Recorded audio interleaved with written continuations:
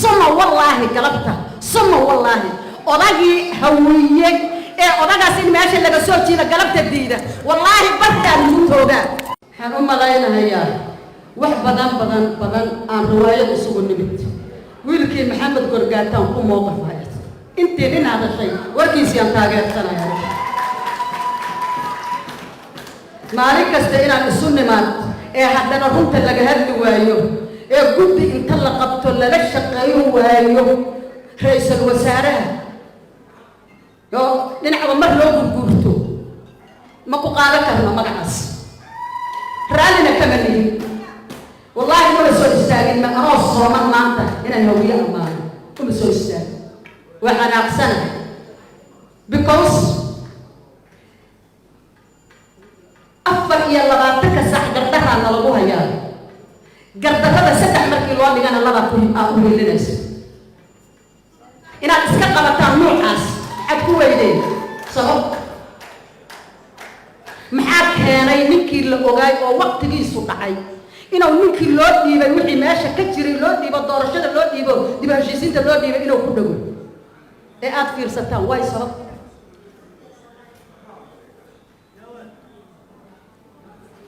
waxaan cod dheer ku leeyahay farmaajo maalintaan ku dooranay oo ninka hawiye aan kugu bedelnay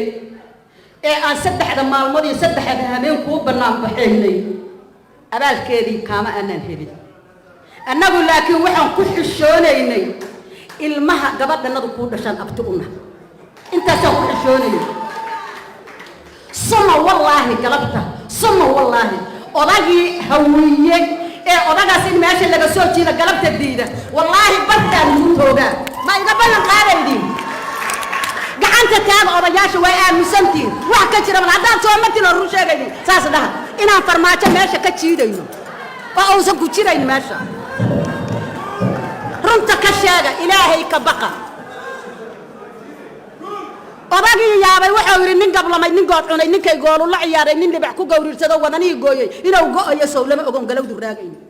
wuxuu ninku meesha u fadhiyo oo ummadda u kala qaybsaa oo magacyada u kala bedela oo waxa la wixii shalay loo sameeyo oo meel cidla uga dhigay waa aad taqaani waxa uu uga jeedo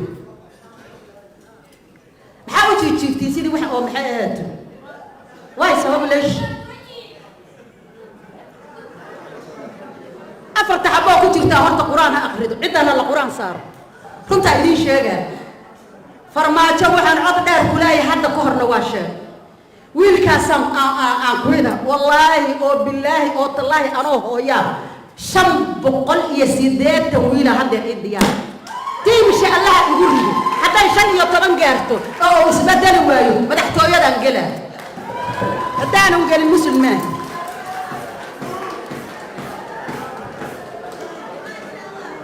waxaan leeyahay rooble hooyo waxaa tahay geesiga birta ah ilaahay ayaa kaa dhigay ma fahantay ninkii 37 dowladood qaabilaya inta qoorta ka galay dhulka ku yirijiyay adeerka garaana u naxin ha nixin weligaa cabsan diiflayduna yaysan ku hanjabin never aniga hadii tala la iga qaada asaga madaxweyne ka dhigi lahay anigu laakiin tala iga qaada meeyay xildhibaanada inta kuweeda oo hooye hooyaan ahay Soomaaliyeed dib badan aan soo maray xaqan wadanka ku leeyahay 7 mar aan dhaawacmay ninkii aan dooran nin nooroon oo noo fiican wax oo hayo ku sii jiri maayo wallahi yaa ila dhahay ragino raali makati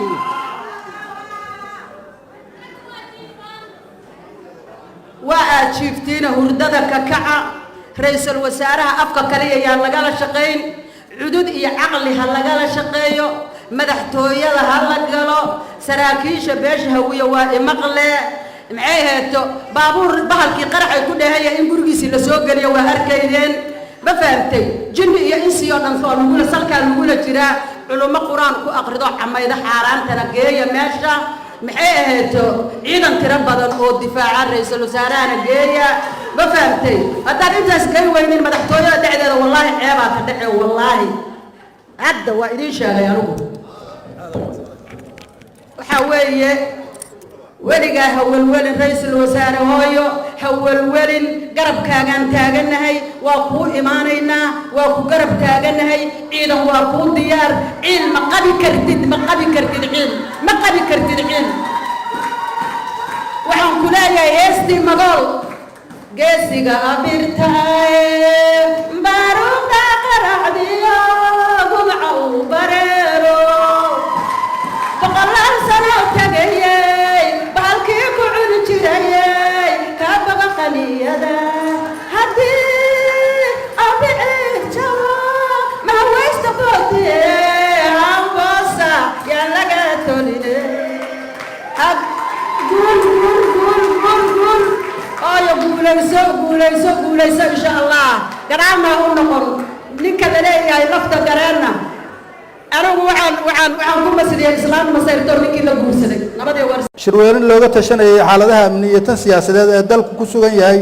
ayna ka soo qayb galeen qaybaha bulshada ee beelaha Hawiye ayaa looga dooday xaaladda uu dalku ku sugan yahay maanta iswaraysi iyo ishogays tusaaleyn kadib shirweynaha waxaa ka soo baxay war murtiyeedkan soo socda koow beelaha Hawiye waxay ka digayaan isku dayada guracan ee lagu carqaladeynayo doorashada dalka ka socota labo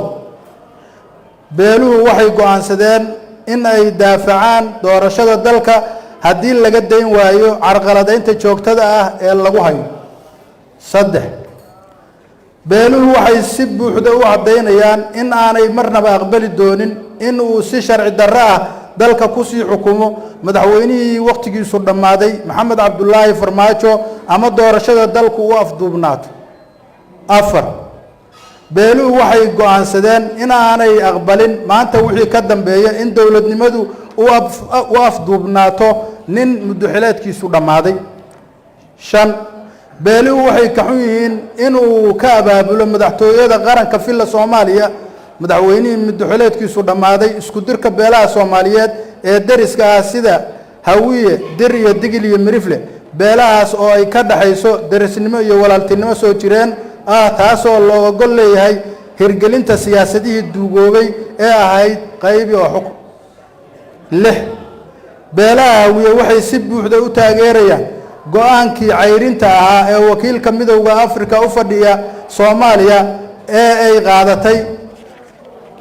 xukuumadda dalkana uga cayrisay haddii midowga Afrika uu dhaqan gali waayo go'aanka xukuumadda waxaan joojinaynaa wada shaqaynta nagala dhacaysa midowga Afrika toddoba beeluhu waxay ugu baaqayaan dhammaan ciidamada qalabka sida ee Soomaaliyeed meel kasta oo ay joogaan in aan loo adeegsan inay shacabkooda dhibaateeyaan iyagoo fulinaya dana gaar ah oo ay leedahay iyagoo fulinaya dan gaar ah oo ay leedahay madax muddaxileedkeedu dhammaaday balse ay ka shaqeeyaan in si nabadgelyo ah xilka lagula kala wareego sideed beeluhu waxay bogaadinayaan taageerada hagar la'aanta ah ee beesha caalamku la garab taagan tahay shacabka Soomaaliyeed iyo dowladnimadeeda isla markaasna waxa ay beesha caalamka ee daneeya arrimaha Soomaaliya ku taageerayaan inay cunaqabatayn ku soo rogaan madaxda Soomaaliyeed ee hortaagan in Soomaaliya ay noqoto dal dimuqraadi ah oo xukunka lagula kala wareego si nabad ah go'aanka beelaha Hawiye waxay go'aan ku gaareen isla markaasna ay ku wargelinayaan dhammaan qaybaha bulshada sida ciidamada qalabka sida siyaasiyiinta ganacsatada odayaasha dhaqanka culumaadiinka aqoon-yahanada dhalinyarada iyo haweenka meel kasta oo ay joogaan in ay u diyaar garoobaan difaaca dalka gabagabay gunaanad